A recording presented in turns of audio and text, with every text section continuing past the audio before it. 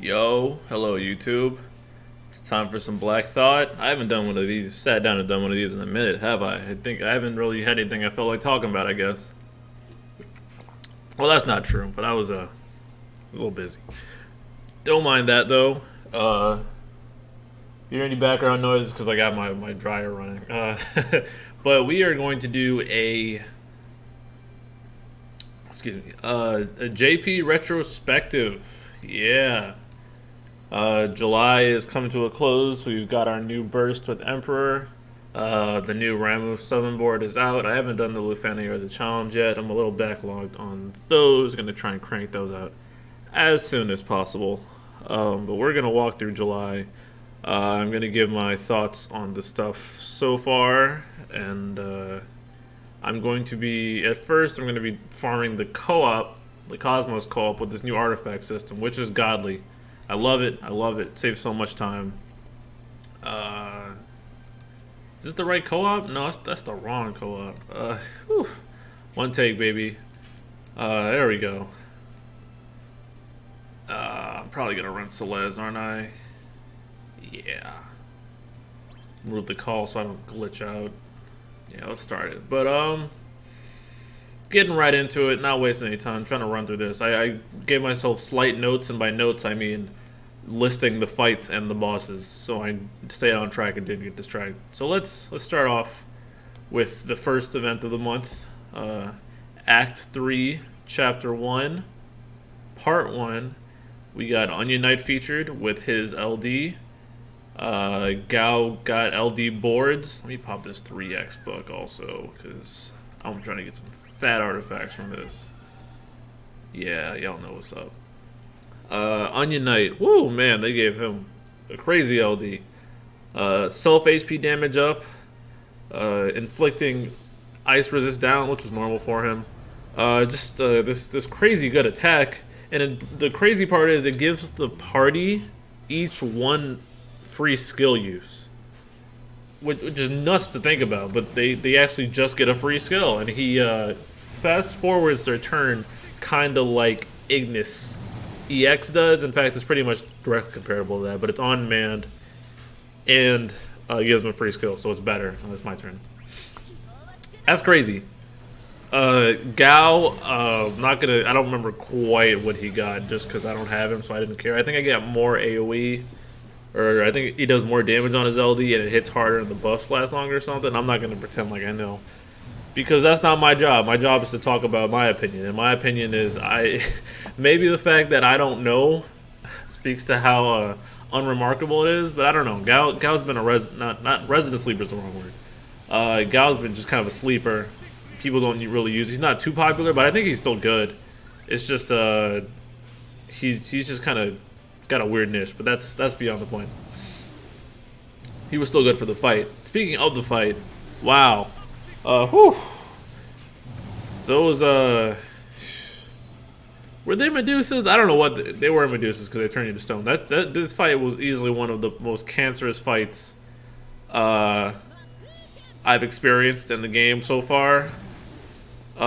This month kicked off the trend that is Brave gain reduction. So now, after this fight and going forward, all bosses have had Brave gain cuts.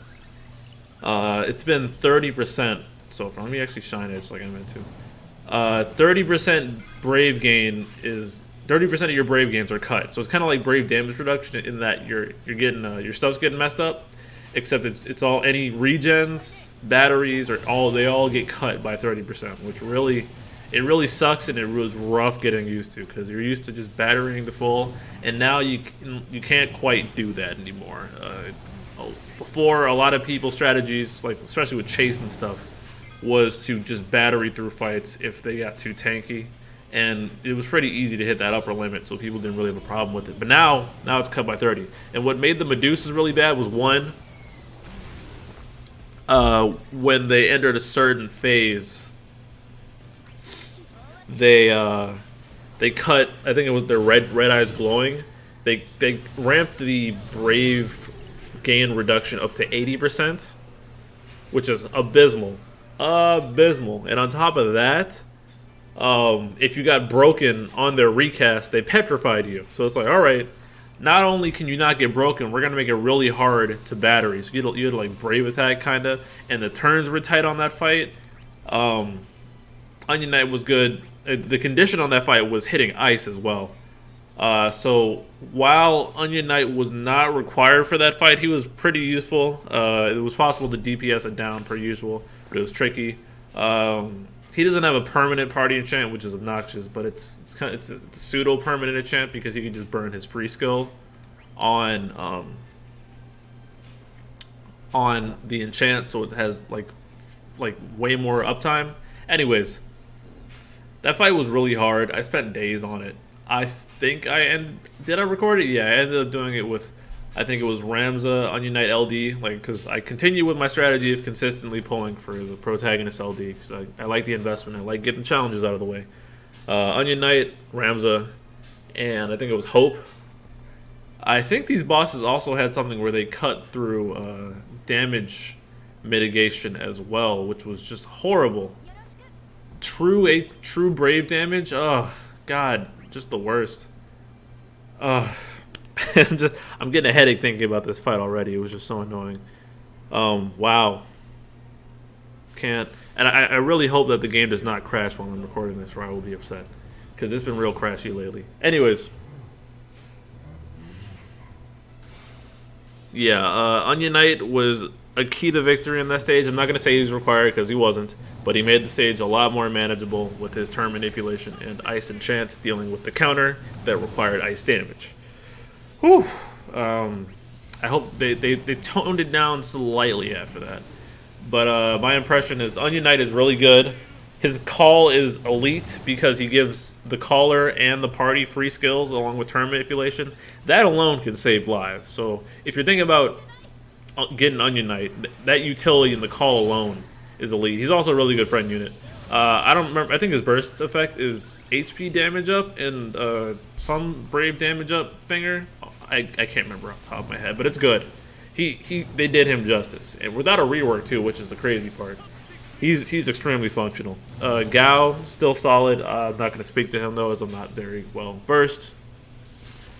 The challenge, I don't usually talk about the challenge, but the challenge was kind of tanky, oddly tanky. There was some weird Bahamut. Was it Bahamut? It was some dragon. It took a while to kill. I recorded it, so you can check that out. But yeah, that's probably one of the most toxic fights in the game so far. So if you're one of the people freaking out about future content, I'd say keep your eyes on that one, or plan to get on your Knight's LD, or Hope, or Ramza, you name it. Anyways, moving on. Keeping it brief. Oh, by the way, I pulled Onion Knight. I don't remember how long it took me, but I did. But that should be assumed at this point. Arciela's Lost Chapter. Her LD now, it puts out a debuff that gives herself HP damage up, and it prevents the enemy from doing brave gains. So it's kind of like Yuffie's debuff, but she can do it on demand, and it also recovers the use of her skill 2, the HP Silence. That is extremely useful, just because she's got greater longevity now, because that's an effective extra. I think there's 4 uses on her LD, whatever uses on it, and since she's a 1 skill recast, that's that many. So let's say it is 4 skills, then that is 8 more recasts, because she's also regaining a skill 2 usage. So yeah, her longevity is boosted up severely. Did he EX? He could have just killed this. Come on, bro. I got a book going. Oh, yeah, HP plus. What a guy. Sorry. The Lufenia was probably one of the worst conditions again, and I have a large hatred of elements required Lufenias, but what's much worse, I think, is Dispel Lufenias. This is the second one we've gotten so far. The first one being Beatrix's Lufenia, and that was, ugh, oh god, not fun. So, but having said that, Beatrix was amazing here because, unlike Arciela, she only dispels 1 buff, so you can do it 1 at a time and take them off slowly. But Arciela dispelled the entire. And I'm not sure if it was a bug with the boss AI or their buffing was unpredictable. But man, Ah, that was annoying. I think I barely scraped by with Beatrix, Arciella, and I forgot who else I used. Was it Cloud? It might have been Cloud. Cloud's good here too for the singular dispel. Wow. Whew. Not a good time. It didn't take me long. I pulled Arciella obviously because I thought she'd be useful as a pocket call for that neutering of the Brave Gain, and I've been vindicated in that. She is a good call, especially having on-demand HP silence. But yeah, that was a rough fight. I think she's a good character now. She's not as meta-defining as she was before, when she dropped with just EX. But she really is leaning harder into the whole red mage thing, with just having an ass ton of utility. And I'm really enjoying what she's bringing to the table, and I think they did her justice. Can someone join this room, please?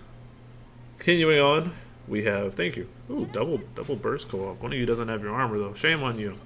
Get your armors if you're doing co-op. Makes it go faster. Ugh. We have Seador. Oh, Arciella took me what, like 300 tickets? I want to say ish. Seador. I got his LD on the free pull.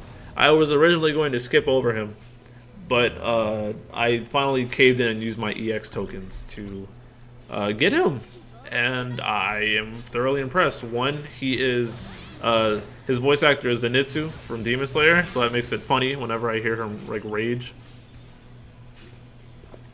I think his whole Super Saiyan gimmick is pretty cool, actually. The party Esna felt random, but I guess that makes sense within the lore of Final Fantasy IV. I'm not complaining.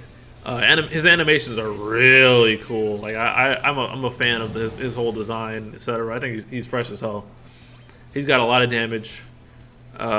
He's got that awkward downside of his EX damage gets cut in half if the party is not at full HP, which is strange. But when he does get that EX damage off, oh my god, woo, it's clean. He's got party heals on his LD, along with Esna, and the Esnas himself on his skill 2. So he's pretty much a damage focused character with random healing. I think he has an aura too. Not much. He's extremely straightforward with his gimmick, but I'm a fan. Can't get mad at it. Not much to say about him. As for the fight, that fight was interesting, as it required an Esna to increase the counter by, it was either 5 or, I want to say, actually it might have been 20 that it increased by, which would be even better. But Seador was the obvious choice there because the bosses, the centipedes, they inflicted some kind of, I think they were from Final Fantasy IV, I think they inflicted some kind of HP poison, which made it hard to keep that condition up. So obviously Seador was good for that with his LD full party cleanse and being able to launch that damage. So I think it was a good fight, definitely a good fight. Slightly tricky, but I managed to get Yuna through it, so I'm happy. I got a Yuna Lucania clear without any perfect artifacts either. So check that video out if you haven't seen it already. I enjoyed that run. I choked with it twice on stream. Was able to pull it off offline after a bunch of tries. Would not recommend. It was just fun. Always good to have fun. That fight continued with the Brave Gain attacks, and then the bosses did a lot of AoE gains, which was annoying. Just go one, please. Just go one. He didn't do it. All right. Sorry. Arciella was good for that fight because although they were immune to HP silence, her LD debuff really came in the clutch, because at certain HP thresholds they would just gain like 40k brave, and then they'd be hard to shave too. But if Arciella's debuff was up, they couldn't gain it all, and they'd just crash. They wouldn't be able to screw you. They had a lot of heavy AoEs too, so having a good healer there was pretty important. And Onion Knight was still Synergy, and he was good for the turn manipulation. God, I can only get one more run in, can I? Might as well co-op it. That's a little sad. Did not go as fast as I hoped. Damn Emperor and his animations. Something else that was actually really good this month, that it was the quality of life change that showed enemy HP. A lot of Lufenia stuff and bosses, buffs, etc. trigger at certain intervals of health, and having that be able to be easily viewed has been a godsend. Because you can be like, oh, they're about to hit that threshold. Let me chill on that attack and adjust my strategy. So it's real appreciated. Hope it comes to global soon, along with the reset wave. That's really good. Very helpful for just getting through content easier. I'm glad they're finally realizing how much of a pain in the ass their game is sometimes and taking steps to remediate that. I can't give it. Also, water's delicious. Now, switching over to the second half of the month, we have Paladin Cecil. Whew. He's broken. He's I don't even know any way to to get around that. He's pretty notorious right now for having just insane stuff, and he didn't even get a rework. I mean, neither did Onion Eye, but he got the same old HP damage up treatment. But this time it's for the party, and he's got a 50% brave damage up aura. That's Saz's crit buff, but it's just a normal overhead. Talk about power creep. On top of that, he has an overheal aura, so your HP can overflow with heals just completely. Whew. So, yeah, wow. They overtuned. I think they overtuned him like crazy, and it kind of showed him in the content we got later, which I'll be getting into. But wow, it's basically a max HP gain, but not really. Did that make any sense? I'm phrasing that weird. But that brave damage up, and then he's got the semi-permanent enchants, kind of like Onion Knight does. Because he gets a free skill after he uses his LD. It's not immediate though. So for instance, just LD in the C65 and then EX to start the fight makes perfect sense. Him having that LD plus a free skill afterwards increases his longevity like crazy. That brave damage up is preferable to attack auras just because people are doing more brave damage to counter the brave damage reduction. And on top of the holy enchant and imperil he can do. The team's pumping out a lot of damage. And the fact that you can overheal like that means the party is extremely healthy. Oh, that's right. I think it's like 20% HP damage reduction too. On top of that, it's crazy, ain't it? And then his burst effect, I think is it another HP damage up? All right, I'm not gonna try and even guess that, but it's broken too. His LD effect is honestly really akin to a BT effect. He's crazy. He's crazy. There's no other way to phrase it. He's crazy. He's definitely top of the line meta right now. And he has been killing it. Oh my god! I mean, he only just stopped being synergy, but they overtuned the hell out of him. We're getting anti-holy chronicles soon. We have to. So get ready for that. Okay, co-op is over. My book's over, so I'm gonna hop into board farming now. Even less exciting. Woo. As for the raid, what did it do? I think it required the requirement was pretty simple. All it required was healing. Basically, I think it was healing one or more targets in one turn. So anyone that has an on-demand burst heal, just one for that, which is okay. It's pretty simple condition to hit.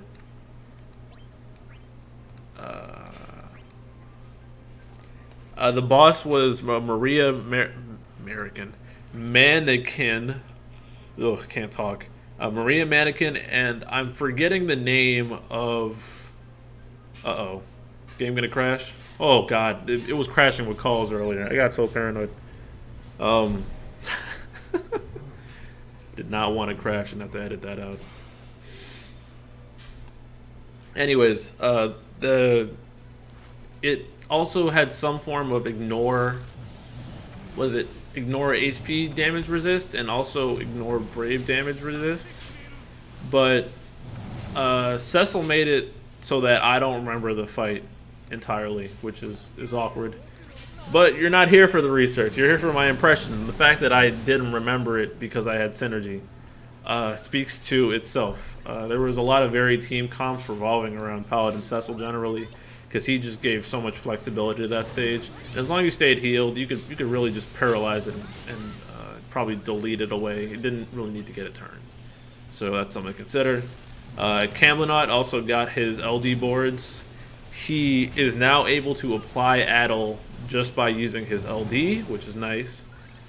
He's got a using LD guarantees that your next paralyze skill is a plus version. So LD into free paralyze is a true combo on Cam now. His Brave Plus got upgraded to do gravity before the Brave hits, and it doesn't consume buffs on the consecutive turn after it's free. So I think his buffs also got, his LD overhead got extended to 12 turns of use, so you don't need to feel as pressed to use it as often, which is great. All in all, Cam's feeling really good now. His call, oh my god, his call is amazing for burst units. He might have the best LD call for burst in the game because it refunds damage done. It refunds, I think it's 30% of all damage done after it's used, and calls don't expire inside burst. So say you're doing crazy skill damage in burst, and you do like you do full cap damage, you're gonna get 30k of that back on a regen, which is great. Oh my god. I've seen people abusing it in this Ramu Chaos with Emperor, and he's just getting insane refund on his traps and just spitting out damage. So Cam's already had a solid niche with his attack down, his magic attack down. Now you can call him in and apply that that great Addle debuff, and you can get great refund during a burst. So yeah, I think he's the go-to burst call ability. But as a main party unit, Cecil's really Cecil's the real deal. The lost chapter after that was Kais and his crabs. They required launch. Now this fight was memory gaps again. I really don't want to. The fight, as long as you had like a launcher like Kais or excuse me, you didn't even necessarily need Kais. You could probably roll off a Kais friend, a Cloud friend. The orb just required a launch, which wasn't a terribly difficult thing to produce. They spit out some aura where they turn green, and they required a launch to turn it off. Otherwise, they were hard to hit, I think. And I think it was they had some HP poison aura. I didn't see it much, I don't think. Yeah, not too much on that. You can go research the fight for yourself. The fight wasn't horrible, provided you had launch. Basically, I'm viewing the fights from the lens of, do I have enough to adequately handle that? Like if you're not ready to handle the orb, then you're probably screwed in the first place. But provided you have the means to deal with the fight, it wasn't terribly bad. You just need to time your turns, time the HP gauge, all that good stuff. Kais, who kind of got called whack on release, which was dumb. He has a 3-use debuff that gives refund after launches to the whole party. So I forget what the exact amount is, but whatever amount of launch damage occurs in the turn, the party's going to get a percentage of that back as battery. Now with the battery cuts recently, that does hurt him slightly, but he's still stupid Kais where you can set up insane launches, and now you get a reward and safety after setting up those launches, so you're not dumping away your Brave and just being useless afterwards, and that's honestly pretty excellent. People are still doing stupid things with him, and that's going to continue forever because it's Kais and he's stupid. They did him justice. He got exactly what he needed. His call is good for setting up launches, although that's not a big deal. Come on, you're not dead after that, really? Stupid random. Yeah, he's nice. The last thing though was, oh man, Transcendence kicking everybody's ass. I did a bit of a post Transcendence semi-formal, informal Black Thought during my stream. Follow me, twitch.tv/BlackCloudStrife. I stream sometimes, just sometimes. I clipped it off of there. I gave my thoughts so you can follow up there. But the gist of it is, I'd been pushing back on burst being required in content because it wasn't. It really wasn't required to beat anything. Everything had been done burstless to this point. Now, in Transcendence, you get a synergy boost for bringing a character with an equipped burst weapon. No, not an equipped burst passive, an equipped burst weapon. So there were some geniuses who sold burst weapons, and now they're really paying the price because they can't bring them and get synergy stats. I don't know why you'd sell it, but I'm not gonna comment anymore on that. Don't sell your burst to get more burst. Don't sell the rarest weapon in the game, unless you really don't want to use it and you're resigned to it. I mean, I guess. Nah, I'm not gonna keep speaking on that. But So what's the synergy boost like? Is it 1.5 all stats? It's something like that. You get that level of boost, and these bosses are thick. We got the Barret turtles coming back with a vengeance. The Zac turrets. The Ultimecia Medusas. It's just all bad. It's just all bad.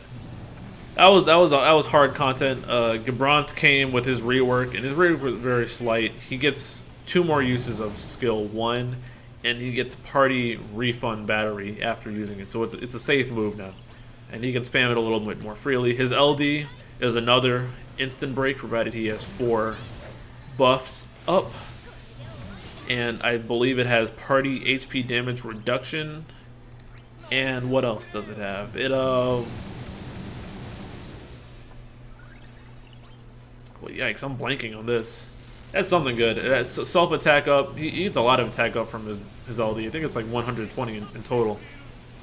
But really, it's just the appeal is the instant break AoE, which can be a lifesaver. That's really Gabrant's thing. He's got 3 sources of instant break. His EX is skill 2, and his LD now, and his attack down. He's all about shutting down the bosses and preventing them from doing any harm to the party, as shown in his HP damage reduction for the party, and his attack downs and defense down, helping out the others. He's a unique character. His EX animation's the best in the game. I pulled him. Not mad at it. Oh, I pulled Kais. I think I pulled everyone. Yikes. Did I invest in everyone this month? Onion, RCLSU, or Paladin Cecil. Yeah, I pulled everything this month. Nice. Nice. Very nice. Jesus. Yeah, I don't know if I have much more to say to that beyond what I said in my initial video. My thoughts haven't changed on that. I'm still waiting on the burstless complete, but I'm not sure it's going to happen. I will say, if there are any burstless completes, it's been, 9 months since the weapon's released. And if you see in my mailbox or when I'm logging in and stuff, I'm currently capped on burst tokens because I've done every challenge but 2 of them, being Machina, LC, and the Leon EX Plus banner, whatever challenge, and I'm capped and more on tickets. I'm not tickets on burst tokens, and I have I could get another one just from burst dupes, just because I've been playing so long and I've been pulling. So getting a burst at this point, or not having one, assuming that you've been in all the content and been doing all the content, and you're in global, like, oh no, I need Paladin Cecil's burst to do this, or Rams or Cloud. You'll have more than you think by this point, for one. I was telling this to the TCC folk. Look back to the beginning of EX Plus era and how you were worried about how Burst era looked and how you had to save for it. And look how much you have now, and look how bad EX Plus era wasn't for you. And how much you pulled when you didn't even expect to. I mean, preparing is great, but paranoia is not. Not having a burst... If you don't have a single burst by the time Transcendence rolls around, then that's probably horrible luck, and I don't know what to tell you. But you should be trying to do these challenges. I'd say, especially if you got like 1 billion gems. It's good insurance against this content. Now Transcendence, the rewards from it that are time limited are just tickets. Well, I mean, yeah, it's just tickets. And I believe it's like 9. You can miss 19 tickets at most if you don't even try and clear it. But the permanent stuff isn't that impactful. It's more burst tokens, and it is high armor tokens, LD armor token, or not LD. I don't even know what they're called. High armor, I think that's what the name is. So even if you don't do Transcendence immediately, it's not that big of a deal. It's not like the original Dimensions End / FEOD where you were missing out on ingots, which could snowball into not getting more ingots, and then you just feel bad over time. It seems pretty tuned around the recent characters.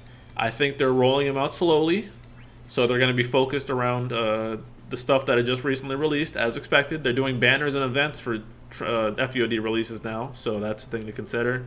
As they slow down the character releases to seemingly catch characters up with LDs.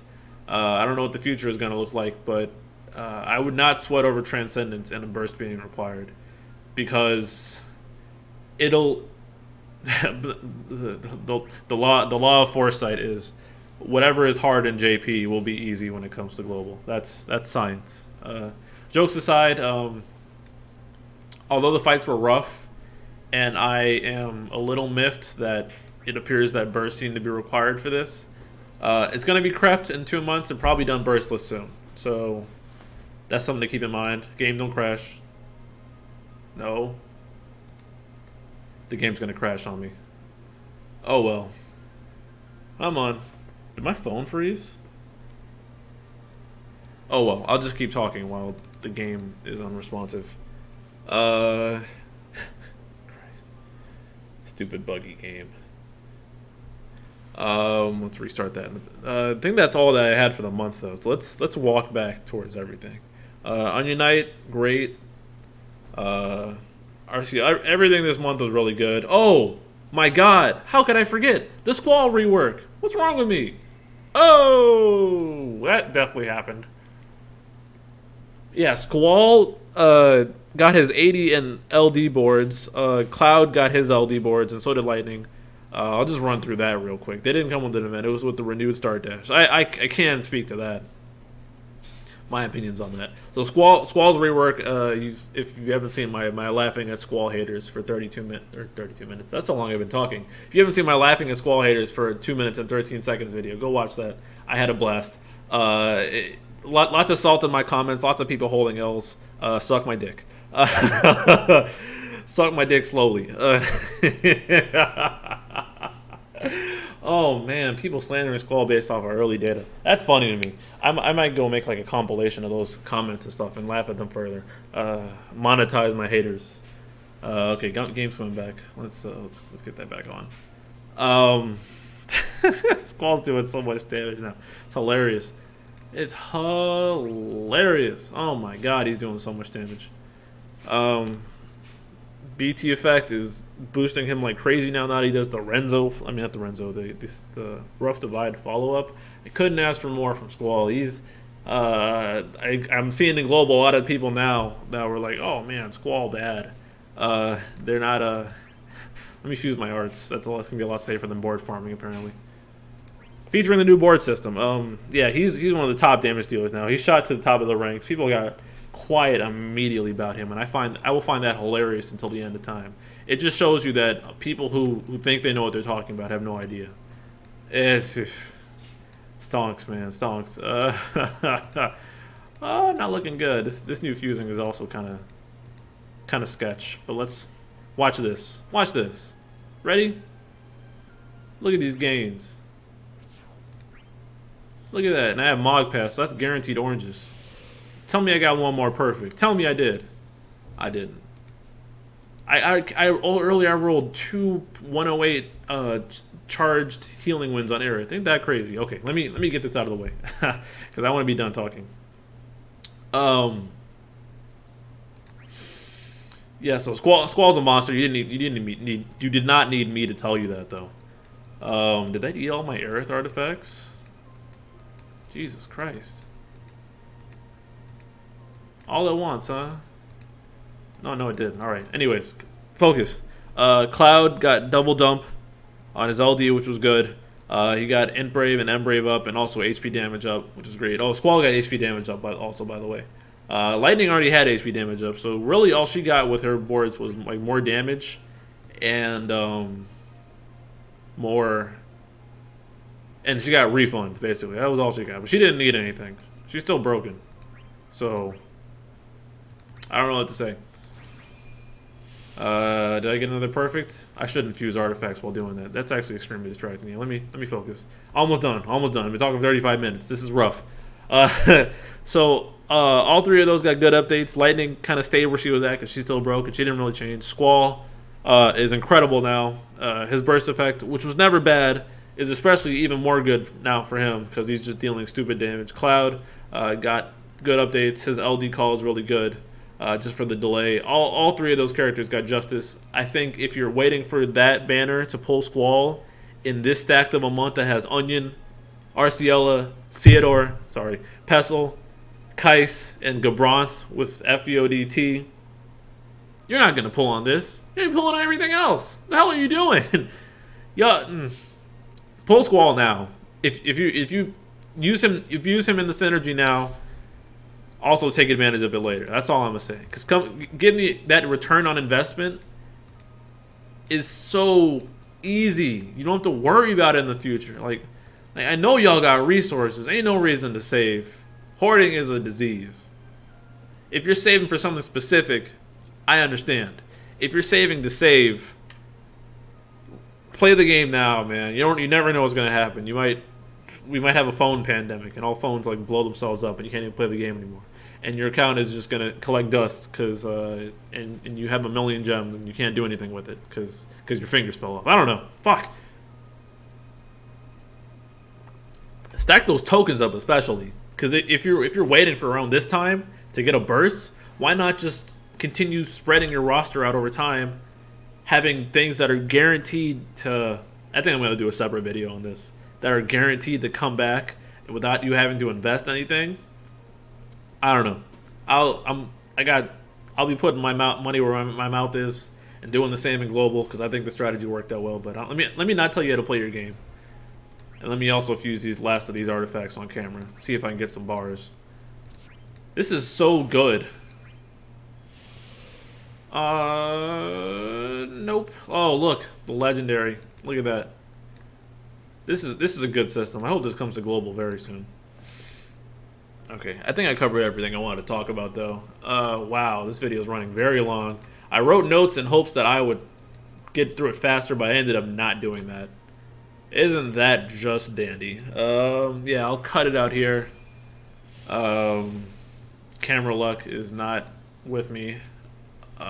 Yeah, I have a backlog of videos, and I'm going to be busy, so I need to keep putting them out.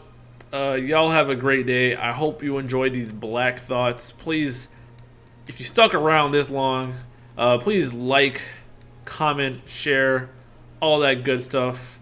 Can I get a perfect artifact? No. And have a great day.